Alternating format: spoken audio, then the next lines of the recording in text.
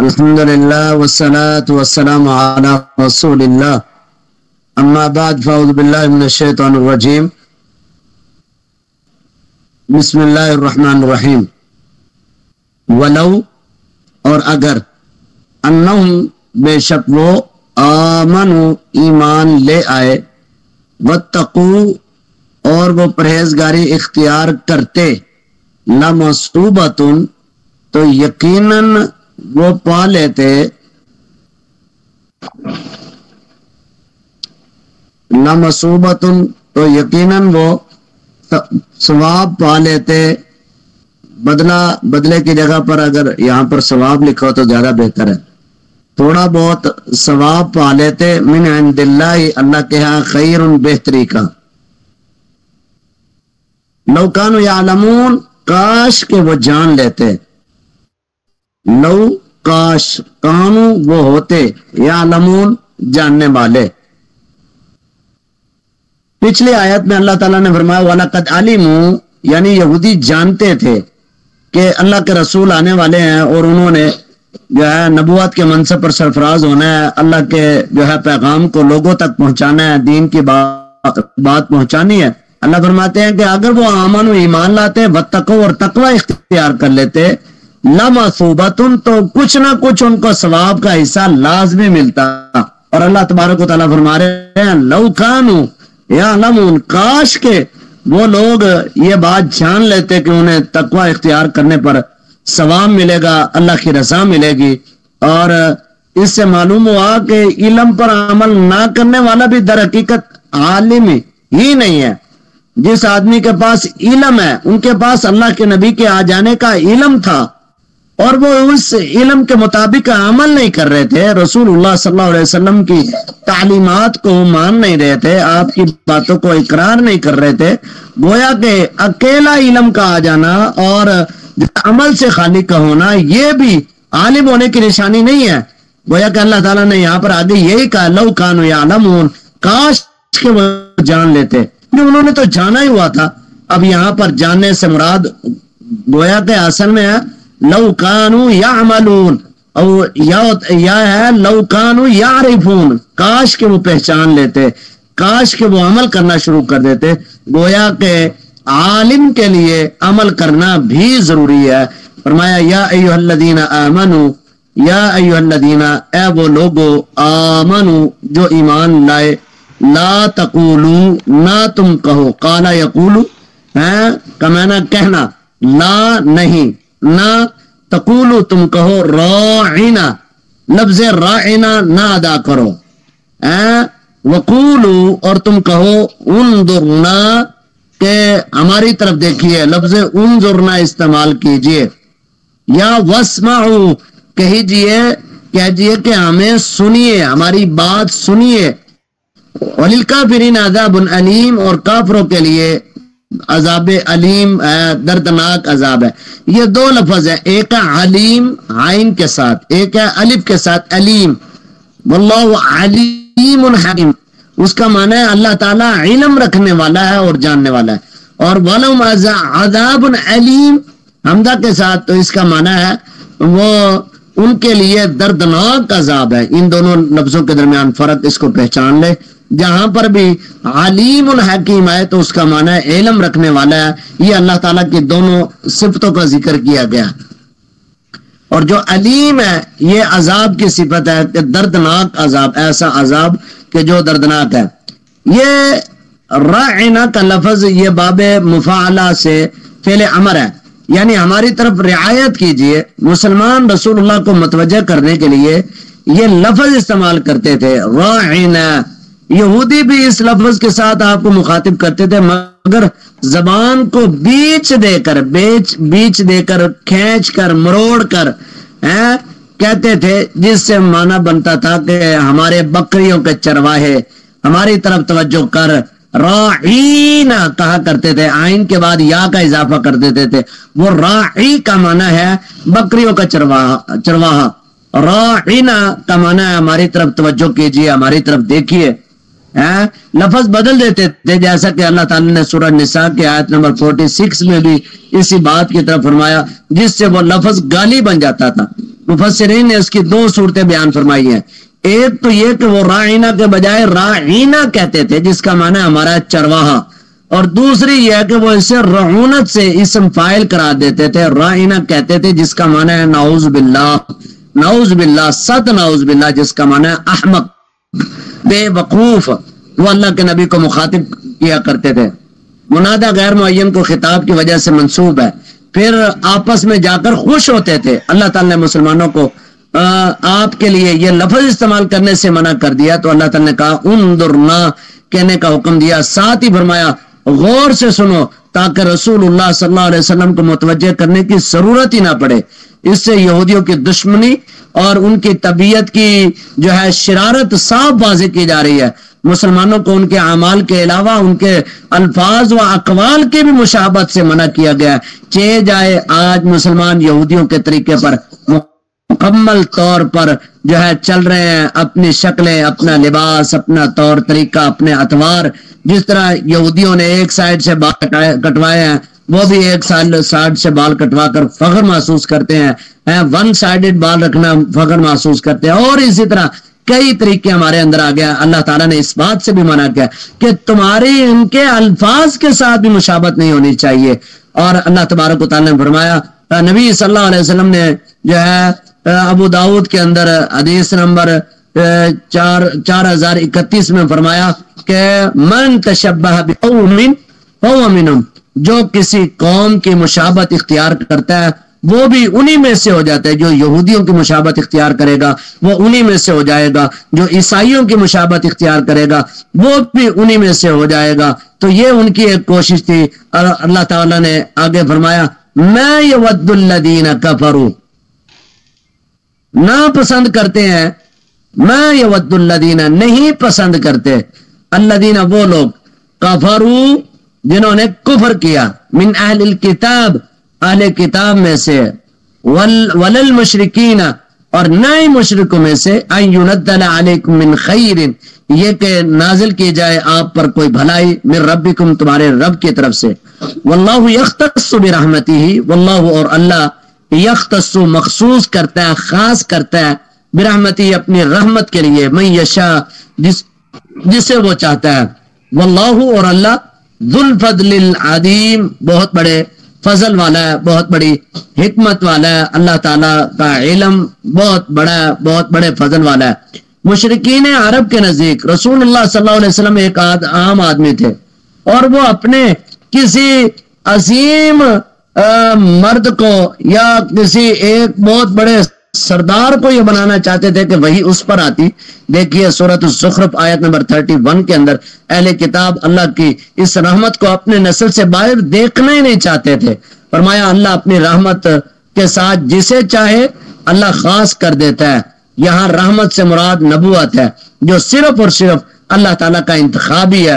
वो ना किसी की अजमत की बुनियाद पर मिलता है, ना नस्ल की बुनियाद पर, और ना ही किसी के कसब और मेहनत की बुनियाद पर, और ना ही चिल्ला कशी की बुनियाद पर, और ना ही किसी के दजल और फरेब की बुनियाद पर यह नबूवत मिलती है। बल्कि वल्लाहु यख्तस्सु बिरहमतिही मन यशा, अल्लाह जिसके साथ चाहता है अल्लाह तबारक व तआला अपनी रहमत खास कर देता है। ये अल्लाह का फजल है, जिस पर चाहता है अल्लाह उसी पर अपना फजल भेज देता है। यहूदी कहते थे कि हमारे अंदर क्यों नहीं नबी आया, हमारे खानदान में क्यों नहीं आया, हमारे इलाके में क्यों नहीं आया, कोई सरदार नबी बनना था, ये तो आम आदमी आ गया। आगे फरमाया मा ननसख मिन आयतिन, नहीं है कोई मा ननसख जो हम मनसूख कर देते हैं, माँ जो ननसख हम मनसूख कर देते हैं, मिन आयतिन कोई आयत, किसी आयत को, औ नुनसिहा या हम उसको भुला देते हैं, नअती बिखैरिम मिनहा हम उससे बेहतर ले आते हैं, औ मिथलिहा या उस जैसी लाजमी लेकर आते हैं। अलम तालम क्या तुम ये नहीं जानते, अन्नल्लाह अला कुल्ली शैइन कदीर, अल्लाह तबारक व तआला हर चीज पर कुदरत रखने वाला है। नसक का माना है बाद में आने वाले हुक्म के साथ पहले किसी हुक्म को खत्म कर देना। जैसे बैतुल मुकद्दस किबला मुकर्रर किया गया था, फिर बैतुल्लाह की तरफ मुंह करने का हुक्म दे दिया। जैसे हमारी शरीयत में पहली शरीयत के बाद से अहकाम मनसूख कर दिए गए। यहूदी नसक के मुनकर थे, اس لیے انہوں نے عیسیٰ علیہ الصلوۃ والسلام کو جھٹلا دیا. انہوں نے تورات کے بعض احکامات کو جو منسوخ ہو گئے انہیں بھی جھٹلا دیا تھا. قرآن پر بھی انہوں نے اعتراض کیا. جب پہلا حکم اللہ تعالیٰ کا تھا, دوسرا تھا, تو وہ منسوخ کیوں ہوا؟ اللہ نے اس کے کئی جواب دیے. پہلے جواب کی تفصیل یہ ہے, پہلا حکم در حقیقت ہوتا ہے اتنی مدت کے لیے ہوتا ہے جتنی مدت کے لیے حکم بھیجا جاتا ہے. بعد میں جب وہ حکم کی میعاد یا مقدار ختم ہو جاتی ہے پھر اس کی جگہ پر دوسرا حکم دیتے ہیں. اس وقت تک وہ پہلا حکم عین حکمت تک ہے, اور بعد میں اس جیسے یا اس سے بہتر دوسرے حکمت کی ضرورت ہوتی ہے تو وہ جاری کر دیا جاتا ہے. کائنات میں ہر وقت اس کا مشاہدہ ہو رہا ہے. نطق جیسے کائنات میں ہر وقت اس چیز کا مشاہدہ بھی ہو رہا ہے. آپ دیکھو گے کہ پہلے اور چیز کی ضرورت ہوتی ہے, پھر اس سے آگے اور ضرورت پڑ جاتی ہے, اور ضرورت مثلا جو ہے اس کا مشاہدہ ہو رہا ہے نطفہ سے علقہ. یہ دیکھیں پہلے ماں کے پیٹ کے اندر نطفہ ہوتا ہے, نطفہ سے پھر علقہ بن جاتا ہے, علقہ سے پھر مضغہ بن جاتا ہے, مضغہ سے پھر ہڈیاں, ہڈیاں سے جنین, جنین سے بچپن, جوانی, بڑھاپا, موت, قیامت. سب ایک چیز ایک کے بعد دوسری نسخ ہوتی آ رہی ہے. اسی طرح موسم سرما کا آ جانا, موسم بہار کا, موسم گرمی کا, برسات کا, اسی طرح رات کا, دن کا آ جانا, یہ ساری ایک طبیب بھی, ڈاکٹر بھی ایک آدمی کی ایک وقت تک ایک دوائی تجویز کرتا رہتا ہے, اور جب اس کو دوسری دوائی کی ضرورت ہوتی ہے تو پھر وہ دوسرا جو ہے نسخہ اس کے لیے جو ہے لکھ کر دے دیتا ہے. تو مثالیں دیکھ لیں, قرآن کو کے ساتھ قرآن کو منسوخ کیا جا سکتا ہے, سنت بھی منسوخ کی جا سکتی ہے, سنت کے ساتھ سنت بھی منسوخ کی جا سکتی ہے. قرآن کے ساتھ قرآن کی نسخ کی مثال سورۃ النساء کی آیت نمبر 15 میں اللہ تعالیٰ نے زنا کرنے والی عورتوں کی سزا مقرر کی تھی کہ انہیں گھروں میں بند کر لو یہاں تک کہ انہیں موت اٹھا لے, یا اللہ تعالیٰ ان کے لیے کوئی اور راستہ بنا دے. پھر سورۃ النور کے شروع میں اللہ تعالیٰ نے زانی مرد, زانی عورت کو 100 کوڑے مارنے کا حکم دیا. پہلا حکم یہ تھا کہ انہیں باندھ دیا جائے, کمرے کے اندر بند کر دیا جائے. پھر دوسرا حکم دے دیا. اب دوسرے حکم سے پہلا حکم منسوخ ہو گیا. اس کو کہتے ہیں پہلا جو ہے منسوخ, بعد میں آنے والا ناسخ. اس کے ذریعے جو ہے پہلا منسوخ ہو گیا اور بعد میں آنے والا ناسخ ہو گیا. اور اسی طرح قرآن کے ساتھ سنت کے نسخ کی مثال یہ ہے, شروع میں روزے کی حالت میں مغرب کے بعد سو جانے کے بعد کھانا پینے اور بیوی کے پاس جانا منع تھا. پھر اللہ تعالیٰ نے قرآن مجید کے اندر حکم نازل کیا, فَالْآنَ بَاشِرُوهُنَّ وَابْتَغُوا مَا كَتَبَ اللَّهُ لَكُمْ وَكُلُوا وَاشْرَبُوا, کہ جو ہے اب تم اپنی بیویوں سے مغرب کے بعد جو ہے مباشرت بھی کر سکتے ہو, جو اللہ نے تمہارے نصیبے میں لکھا وہ آپ جو ہے تلاش بھی کرو. قبلے کی تبدیلی بھی قرآن کے ساتھ سنت کے نسخ کی مثال ہے. سنت کے ساتھ سنت بھی منسوخ ہوتی ہے, جیسے کہ جو ہے نبی صلی اللہ علیہ وسلم نے فرمایا, صحیح مسلم شریف کی روایت ہے اور حدیث نمبر 977 میں فرمایا, نہیتکم عن زیارت القبور فزوروها فانها تذکر الاخرہ, کہ میں نے تمہیں قبروں کی زیارت سے منع کیا تھا کہ تم اب قبروں کی زیارت کرو, تمہیں جو ہے ان کی قبروں کی زیارت کرنے کی اجازت دے دی گئی ہے. اور اسی طرح ایک حدیث میں فرمایا تھا کہ نہیتکم عن لحوم العزائی فوق 3, کہ میں نے تمہیں قربانیوں کو گوشت 3 دن سے زیادہ رکھنے سے منع کیا تھا.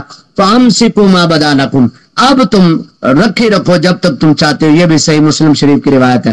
سنت صحیحہ کے ساتھ قرآن کے نسخ کی مثال خواہ وہ متواتر ہو یا نہ ہو, جیسا کہ سورہ النساء میں اللہ تعالیٰ نے ان عورتوں کو ذکر فرمایا جن سے نکاح حرام ہے, ان میں سے 2 بہنوں کا ایک نکاح میں جمع کرنا بھی حرام ہے, اور فرمایا وَأُحِلَّ لَكُمْ مَا وَرَاءَ ذَلِكُمْ, ان کے سوا سب عورتوں سے نکاح تمہارے لیے حلال ہے. اس آیت کے روح سے خالہ اور اس کی بھانجی, پھپھو اور اس کی بھتیجی کو ایک نکاح میں جمع کرنا جائز ہے, مگر رسول اللہ صلی اللہ علیہ وسلم نے منع فرما دیا تو حرام ہو گیا. اس پر امت متفق ہے. اور ایک اور بات کو یاد رکھ لے, در حقیقت یہ سنت کے ساتھ کتاب اللہ سے زائد حکم کی مثال ہے. بعض لوگ کتاب اللہ پر زیادتی کو نسخ کہتے ہیں اور ان کے قول کے مطابق یہ نسخ کی مثال ہے, ورنہ شیخ محمد بن صالح العثیمین رحمہ اللہ تعالیٰ نے فرمایا, سنت کے ساتھ قرآن کی نسخ کی کوئی قابل اطمینان مثال مجھے نہیں ملی. نسخ کے احکامات میں ہوتا ہے, خبر میں نہیں ہے, ورنہ ہر جھوٹا شخص جب اس کی پیشین گوئی یا گزشتہ یا موجودہ واقعے کی کوئی خبر کی غلط نکلے تو کہہ دے گا یہ منسوخ ہو گئی ہے, جیسے کہ مرزا غلام محمد قادیانی کو مریدوں نے قرآن مجید کے منسوخ ہونے کی مثال دی ہے اور فرمایا وما لکم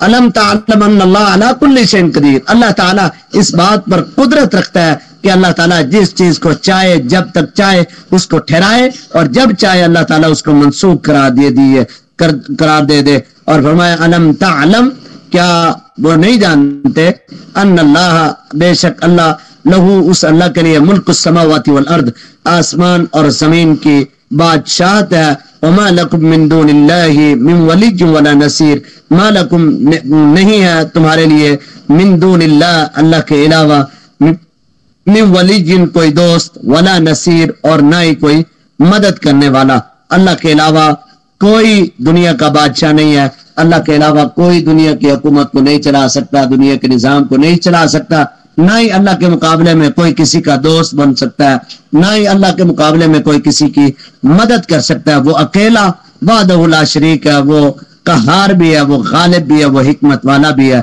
یہ اللہ تعالیٰ کی قدرت کا بیان تھا جی۔ حدیث مبارک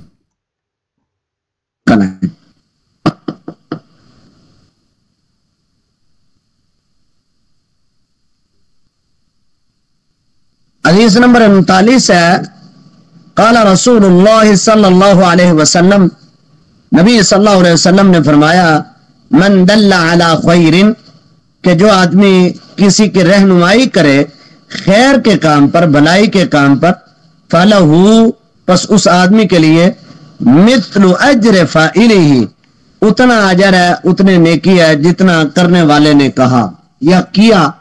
اب ایک آدمی کسی کو کوئی نیکی کا کام بتا دیتا ہے، کہہ دیتا ہے کہ بھائی یہ نیکی کرو، اگر وہ آدمی نیکی کرنے لگ جاتا ہے اور جب تک وہ نیکی کرتا رہتا ہے، جس نے اسے نیکی پر لگایا تھا اس کے نامہ اعمال میں، بینک اکاؤنٹ میں وہ نیکیاں چلتی رہیں گی، بڑھتی رہیں گی، بڑھتی رہیں گی، اضافہ ہوتا ہی رہے گا۔ یہ یوں سمجھو کہ یہ بہت بڑا جو ہے فائدہ کا سودا ہے کہ آدمی کسی کو کہے اور اگلا عمل کرنا شروع کر دے۔ نبی علیہ الصلوۃ والسلام نے فرمایا کہ انسان کے مرنے کے بعد 3 چیزوں کا اس کی قبر کے اندر بھی اس کو فائدہ ہوتا رہتا ہے۔ اذا مات الانسان انقطع عنہ عمله الا من 3، کہ جب آدمی فوت ہو جاتا ہے 3 چیزوں کا اس کی قبر کے اندر بھی فائدہ ہوتا رہتا ہے۔ پہلی چیز فرمایا کہ صدقۃ جاریہ، کہ اس آدمی نے کوئی اللہ کے راستے میں کوئی کام ایسا کر دیا کہ جو چلتا رہو، لوگ اس سے فیض یاب ہوتے رہے، کوئی نلکا لگوا دیا، کسی کا گھر بنوا دیا، مسجد میں پیسہ لگا دیا، جب تک وہ چلتا رہے گا اس کے لیے ثواب چلتا رہے گا۔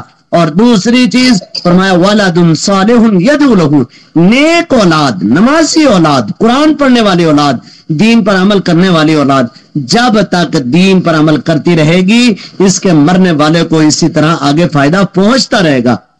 تیسری چیز جو ہمارے موضوع کے آج مطابق تھی، فرمایا نبی علیہ الصلوۃ والسلام نے فرمایا کہ تیسری چیز آپ نے فرمایا کہ علم ينتفع به، ایسا قرآن اور حدیث کا علم جس نے لوگوں کو پڑھا دیا، لوگوں کو بتلا دیا، خیر کا راستہ دکھلا دیا، برائی کا راستہ دکھلا کر اس سے بچنے کی تائید کی، اچھائی کا راستہ دکھا کر اس پر چلنے کی تائید کی، لوگوں کو توحید کے راستے پر لگایا، شرک کے راستے سے بچایا، حلال کے راستے سے لگا کر جو ہے حرام کے راستے سے نکال لیا۔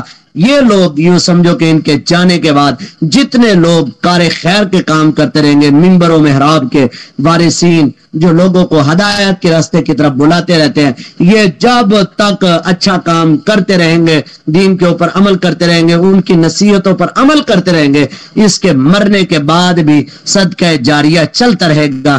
یہی وہ حدیث ہے جو فرمایا من دل علی خیر فلہ مثل اجر فاعلہ، جس نے کسی کو اچھے کام پر لگایا، ہدایت کے کام پر لگایا، تو اس کے جانے کے بعد بھی اس کو اس کے عمل کا اجر ثواب ملتا رہے گا۔ اور اللہ تبارک و تعالیٰ سے دعا ہے اللہ مجھے اور آپ کو خیر کے کاموں میں بڑھ چڑھ کے حصہ لینے کی توفیق عطا فرمائے، نیکی کے کام کرنے کی بھی توفیق عطا فرمائے، اور نیکی کی نشر و اشاعت بھی کرنے کی توفیق عطا فرمائے، برائی کے کاموں سے بچنے کی بھی توفیق عطا فرمائے، اور برائی کو بیان کرنے کی بھی توفیق عطا فرمائے۔ اس لیے میں نے کل بھی بتائی تھی، بہت اہم دعا، اس کو آپ یاد رکھ لیں۔ عبد العزیز بھائی اس کی پوسٹ بنا کر آپ جو ہے گروپ کے اندر ان کو شیئر کر دے. یہ والی دعا اللہم ارنا الحق حقا وارزقنا اتباعہ وارنا الباطل باطلا وارزقنا اجتنابہ. ترجمہ ہے اے اللہ، اللہم اے اللہ، ارنا الحق حقا، اللہ ہمیں حق کا راستہ دکھا دے، اور وارزقنا اتباعہ، اور حق کے راستے پر چلنے کی بھی توفیق عطا فرما، اور وہ ارنا الباطل باطلا، اللہ باطل کا راستہ بھی دکھلا دے، وارزقنا اجتنابہ، اور اس باطل سے بچنے کی بھی توفیق عطا فرما دے. جی کسی بھائی کا کوئی سوال ہو تو بتائیں. السلام علیکم ورحمۃ اللہ. قاری صاحب کیا حال چال؟ وعلیکم السلام ورحمۃ اللہ وبرکاتہ. جی بھائی جان کیا حال ہے؟ میں ٹھیک، اللہ کا شکر. قاری صاحب سوال جو ہے وہ داڑھی کے متعلق ہے کہ ایک مٹھ کی جو داڑھی جو سنت ہے رسول اللہ صلی اللہ علیہ وسلم نے بتائی ہے، اگر اس سے تھوڑی سی کم ہو تو کیا یہ حرام کے دائرے میں چلی جائے گی یا مکروہ ہو جانا اس طرح؟ اس بات کو یاد رکھ لے، داڑھی کے بارے میں حدیث میں 5 الفاظ آتے ہیں. 5 الفاظ ہی یہ ہیں: اوف اللحا، وفر اللحا، وصف اللحا، زین اللحا، وفر اللحا. کہ داڑھیوں کو لمبا کرو، داڑھیوں کو خوبصورت کرو، داڑھیوں کو جو ہے معاف کر دو، داڑھیوں کو لٹکاؤ. ٹھیک ہے. اب اس سارے حدیث کا خلاصہ، ان احادیث کا یوں سمجھو کہ خلاصہ یہ نکلتا ہے کہ داڑھی کو کٹوانا نہیں چاہیے، داڑھی کو معاف کر دینا چاہیے. یہ جو لوگ ایک مٹھ کی داڑھی رکھتے ہیں، نبی صلی اللہ علیہ وسلم کی اللہ کی طرف سے جو ہے احادیث کے اندر یہ بات ذکر ہے کہ اللہ کی طرف سے یہ آپ کی اتنی تھی، آپ نے کبھی کٹوائی نہیں تھی، اور لیکن ہم اس کو کاٹ کر اس کے مطابق کریں تو یہ بالکل زیادتی ہے سراسر. تو آپ نے فرمایا وفر اللحا، اوف اللحا، لوگوں داڑھیوں کو معاف کرو، داڑھیوں کو لٹکاؤ، داڑھیوں کو جو ہے خوبصورت کرو، کنگا کر کے تیل لگا کر اس کو خوبصورت بنا کر رکھو. ٹھیک ہے. لیکن داڑھی جو ایک مٹھ کے رکھنے کی روایت آتی ہے وہ ساری کی ساری یوں سمجھ لو کمزور ہے. یا کچھ صحابہ کرام کا عمل ملتا ہے، جو صحابہ کرام حج کے موقع پر جاتے تھے تو حج کے موقع پر وہ پھر ایک مٹھ کے برابر داڑھی پکڑ کے نیچے سے کاٹ دیتے تھے. یہ عبداللہ ابن عمر رضی اللہ تعالیٰ عنہ کا عمل تھا، یہ ان کا اپنا عمل تھا. تو نبی علیہ الصلوۃ والسلام کا یہ عمل نہیں ہے کہ آپ نے ایک مٹھ کی داڑھی رکھی اور باقی داڑھی کے بال آپ نے کٹوا دیے. یہ کسی بھی صحیح حدیث کے اندر آپ علیہ الصلوۃ والسلام سے موجود نہیں ہے کہ آپ نے داڑھی کا ایک بال بھی کٹوایا ہو. جزاک اللہ قاری صاحب. جی بھائی جان، اللہ آپ کو برکت دے، اللہ آپ کو خوش رکھے، آباد رکھے. جی اور کوئی بھائی؟